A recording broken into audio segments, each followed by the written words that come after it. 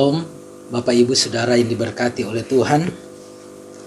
Saya berharap bahwa saudara-saudara semua ada dalam berkat dan lindungan kasih sayang Tuhan. Dan semoga lewat acara ini kita semua diberkati Tuhan melalui Suara Anugerah Channel. Pada kesempatan ini kita akan membuka satu bagian kebenaran firman Tuhan yang terambil di dalam 1 Korintus 15 ayat yang ke-10. 1 Korintus 15 ayat ke-10, firman Tuhan berkata, "Tetapi karena kasih karunia Allah, aku adalah sebagaimana aku ada sekarang, dan kasih karunia yang dianugerahkannya kepadaku tidak sia-sia.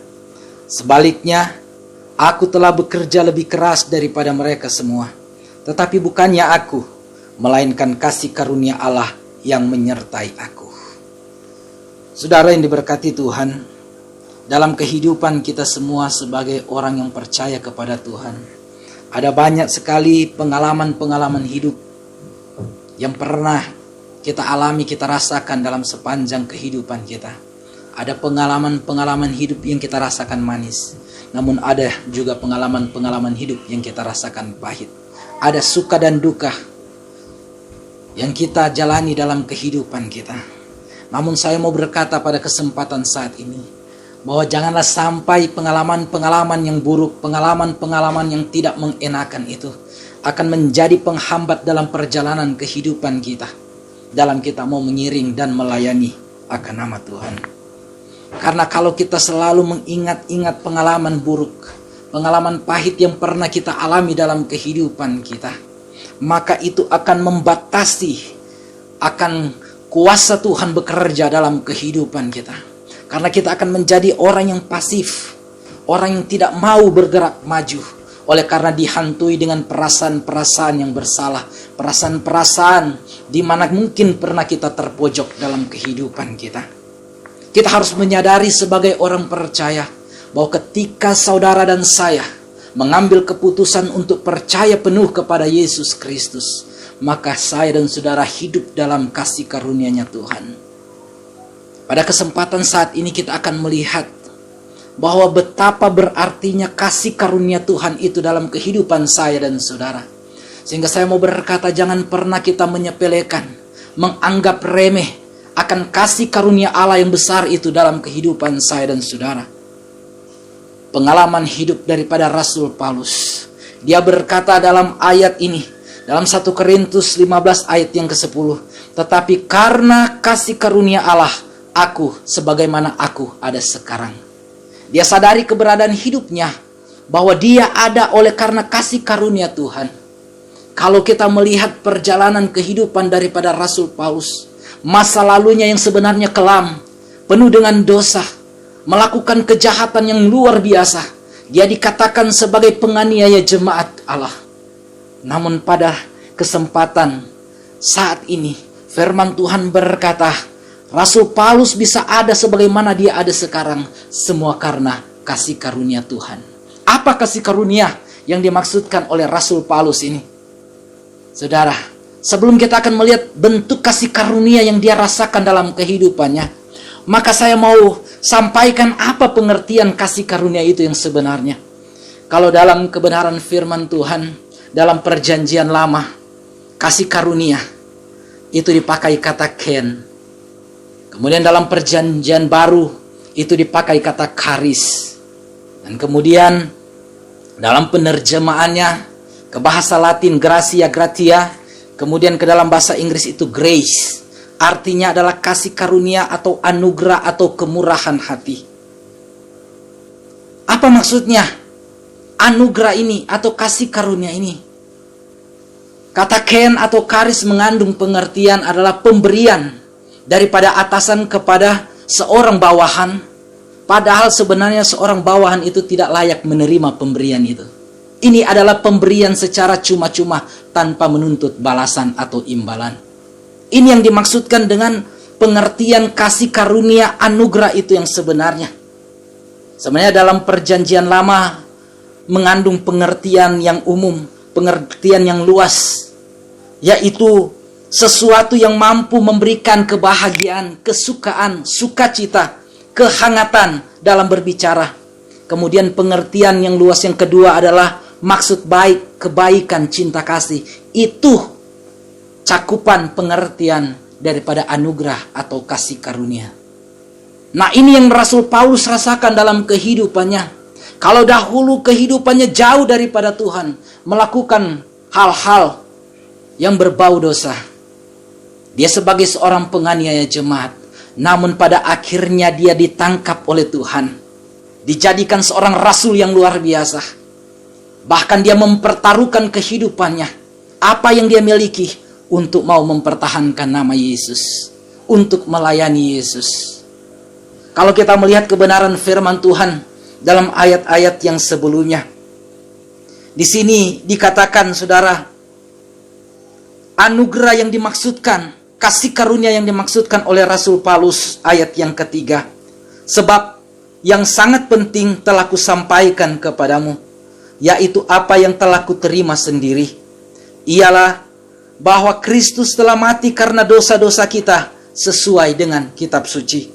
Bahwa ia telah dikuburkan dan bahwa ia telah dibangkitkan pada hari yang ketiga sesuai dengan kitab suci. Dan ayat-ayat selanjutnya yang dimaksudkan dengan anugerah, kasih karunia yang dirasakan, dialami oleh Rasul Paulus adalah keselamatan di dalam Yesus.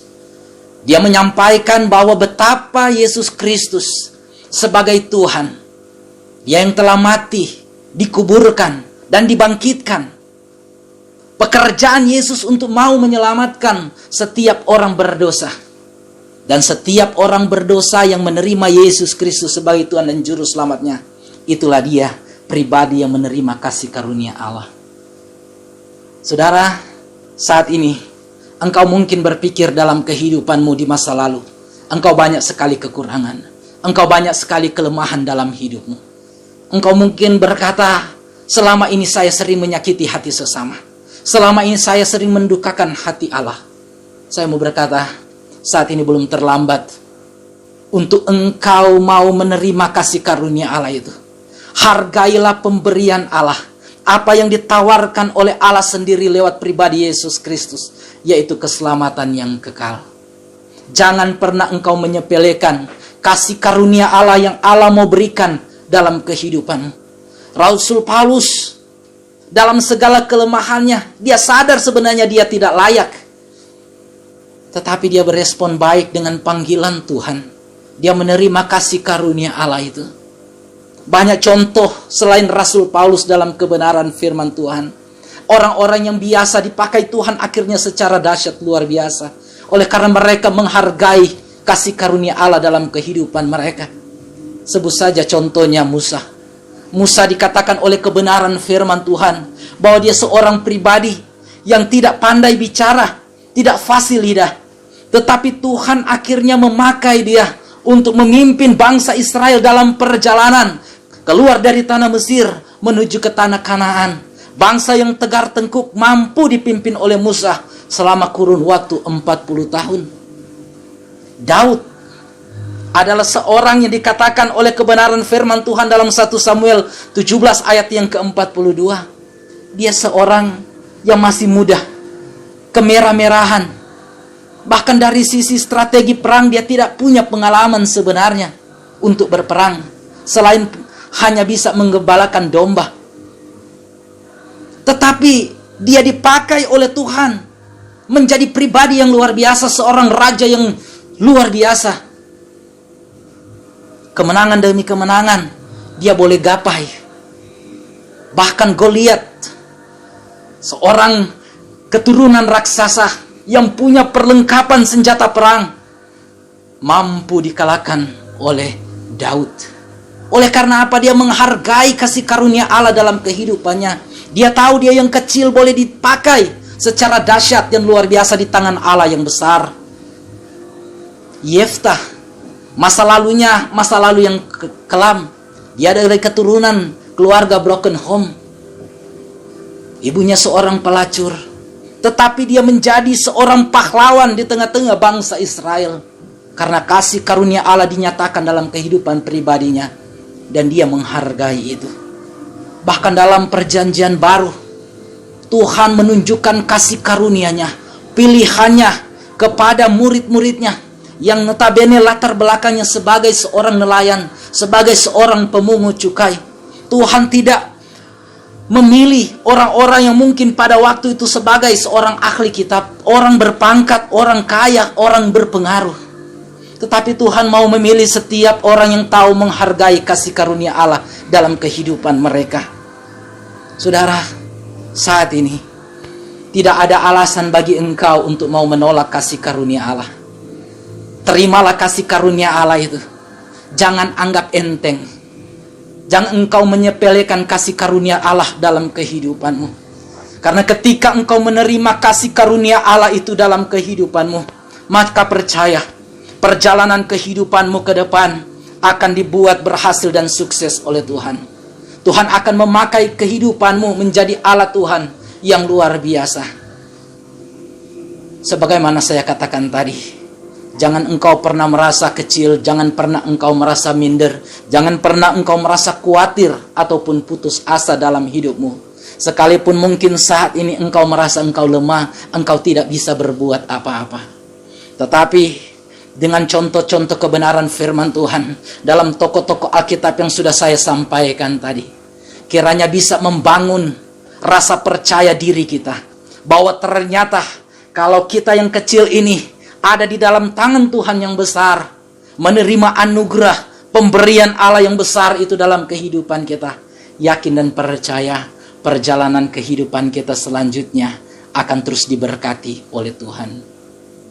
Rasul Paulus dalam kebenaran firman Tuhan ini, dia menyadari bahwa karena kasih karunia Allah maka dia ada sekarang. Sebagaimana dia ada, dia menyadari semua karena anugerah Tuhan. Tetapi karena kasih karunia Allah, aku adalah sebagaimana aku ada sekarang. Bagaimana dengan kehidupan kita? Adakah kita menyadari bahwa kita ada sekarang karena anugerah Tuhan? Saya secara pribadi menyadari, aku sebagaimana aku ada sekarang semua karena anugerah Tuhan. Bukan karena kekuatan kemampuan kita bisa ada sampai saat ini. Tetapi sadari semua karena pemberian Tuhan, karena kasih karunia daripada Allah semata dalam kehidupan saya dan saudara. Dan Rasul Paulus katakan bahwa kasih karunia yang Allah anugerahkan kepada dia tidak menjadi sia-sia. Saudara, jangan pernah sia-siakan kasih karunia Allah itu dalam kehidupan kita. Karena kesempatan tidak selalu akan datang kembali dalam kehidupan saya dan saudara. Ada kesempatan-kesempatan, kalau itu kita tidak tangkap, itu akan berlalu.